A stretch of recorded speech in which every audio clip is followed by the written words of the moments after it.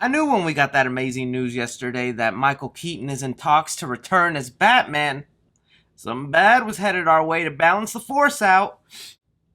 And my little boy under the seat got hit. Hey guys, thanks so much for clicking on another episode of Side Flick. We've got some movie news to discuss. It's not all bad news here. We got some really cool projects up and coming. But yes, we do have some sad news on the SpongeBob movie. We have a reboot of a horror trilogy that I really enjoyed. A sequel to an animated movie from your childhood. That and so much more, guys. So I need your opinions down below on everything we discussed today. Doesn't happen all the time, but sometimes you guys do change my mind down there, so get to topping. And also leave a like if you're enjoying these side flick videos. And as a quick reminder before we get into movie news, guys, I do separate segments for big movie news stories. So I have a video on the Five Nights at Freddy's movie. We recently got an update where I got to talk to Jason Blum and ask him straight up what is going on with the movie. He gives us a good answer on that. Yesterday, we just got the amazing news of Michael Keaton possibly returning as Batman. I break down that story as well. Alright, so I'm not going to keep you in suspense. We're just going to dive straight into the sad little SpongeBob news that kind of got me upset. So if you didn't know, the third SpongeBob movie that was headed to theaters, entitled Sponge on the Run, had been delayed multiple times due to the pandemic, and its most recent release date was August 7th, 2020. And even most recent interviews with everyone involved on the project said, no, we're determined to keep it in theaters. That's the way we want to go. I couldn't have been more happy for SpongeBob to take that stance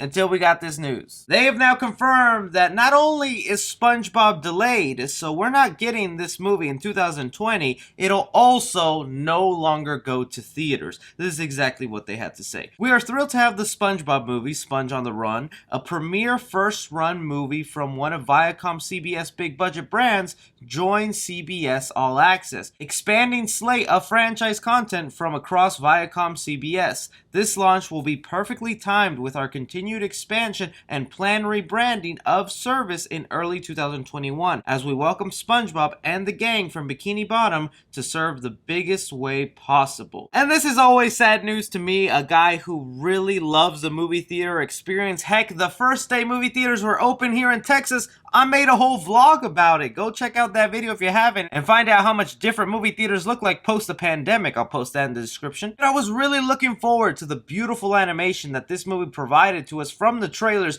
on the big screen, and now knowing, one, I'm not even going to see this movie this year. I have to wait till next year. And to pile on top of that, also thinking business-wise for the movie, how could it even perform that well if you're already advertising that, yeah, we're going to have it on VOD, but in the same time, we're going to release it on our streaming service, CBS All Access. How many people are actually now going to want to pay that $20 price tag to see your movie when they know in just a week or two, you're going to release it on their streaming service for basically free? It makes a lot of sense why it's these kid movies that end up going on VOD instead of theaters during this whole pandemic, because parents are the most cautious ones when it comes to endangering their kids' lives and they don't want to risk them getting sick. So that makes sense. And also, if you're a big family, with the way movie theaters are now set up post-pandemic, it's a lot harder to buy larger groups of seats. I guess it seemed like the logical choice to do, but I just cannot imagine that they're going to get any financial gain from this.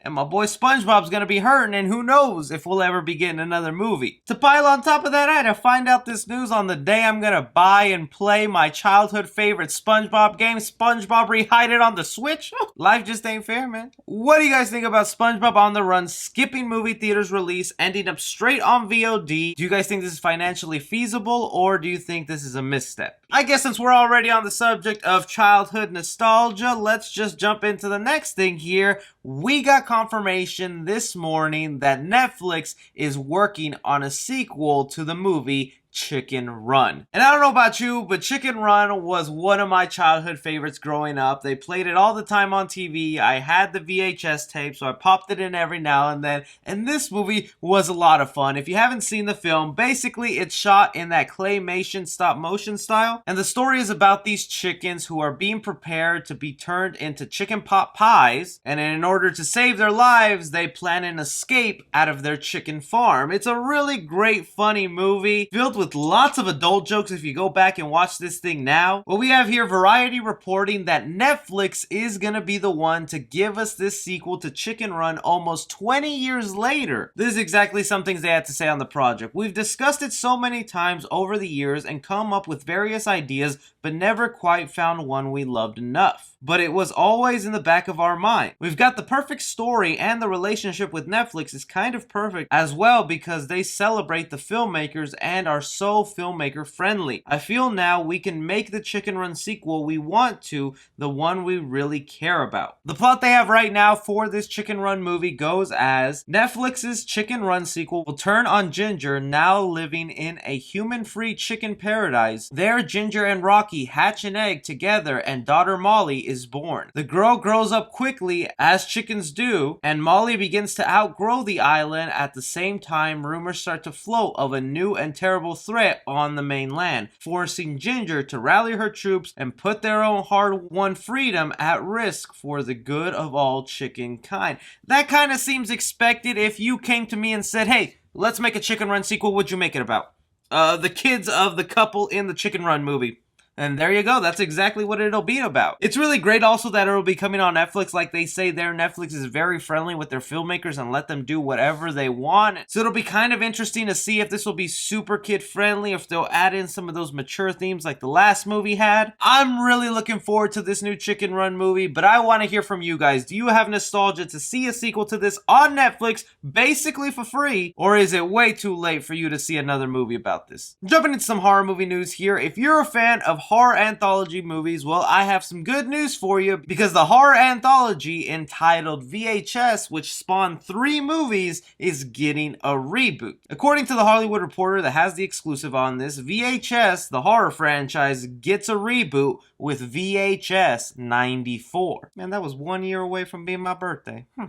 They could have saved it. And basically, if you never heard of this franchise, I highly recommend it to you. At least the first 2 movies. The third one is, you know, some stories are good in there. But basically, each movie is just contained of a bunch of several horror short stories in there. The movie starts off with a group of teenagers or young adults who find this abandoned house, come across all these weird VHS tapes, and they just start popping them in, and you get a random story every time, and they're pretty creepy. So it is kind of interesting to me that they phrase it as a reboot when every movie isn't really connected and it's its own self-contained thing. So one could say it's not even a reboot and that it's actually just the 4th VHS movie. Now, one of the differences with this horror anthology compared to other horror anthologies that we get like Creepshow, each movie relatively has a theme going on that each short story follows, and it seems to be the theme for this movie is 90s nostalgia. So I'm hoping to get a lot of slasher movies in here, because when I think of the 90s, I think of slasher movies like Scream. But really, your guess is as good as mine. I'm just happy we're kind of done with the 80s nostalgia, because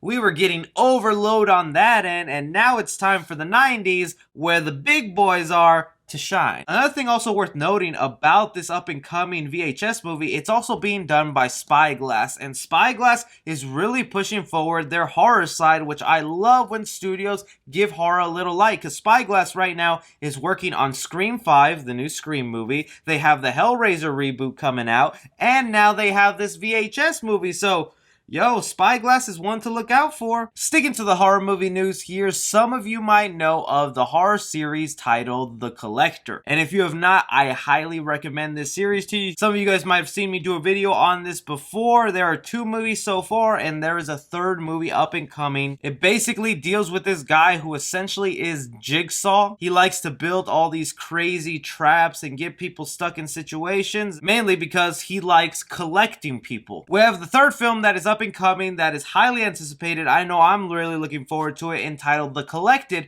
and we have our first images of the actual movie. Now, it's nothing too spectacular or to blow your mind to, it's just really an announcement to let you know this movie's happening. Here's some photos of what it looks like. We have our main lead of the series right there handcuffed, so he's arrested. We have some police officers. We also have one of the female survivors coming back. I'm really looking forward to how they end off this series, if it'll be going to theaters, if anyone will be showing up, because I know the last two movies did go to theaters, they just didn't do so amazing, which is why it took us so long to get this third film. Like I was saying, I'm a big fan of slasher movies, and we don't really get those big slasher characters anymore, like your Freddy, your Jason, your Michael, and I think the guy in the Collector series earns his title, if this third movie is good, to be included in those horror icon lineup. For you Collector fans out there, do these images excite you? Are you really looking forward to this movie? Most likely coming out in October now that we have these images released. But that is just all the movie news we have to discuss today, guys. Let me know your opinions on everything we've discussed today. What are you most looking forward to? What made you the most upset? Don't forget to leave a like on the video if you made it this far. Subscribe for more movie related content. Be sure to follow me on Twitter at 3C Film Review. As always, I'm Chris. Take care.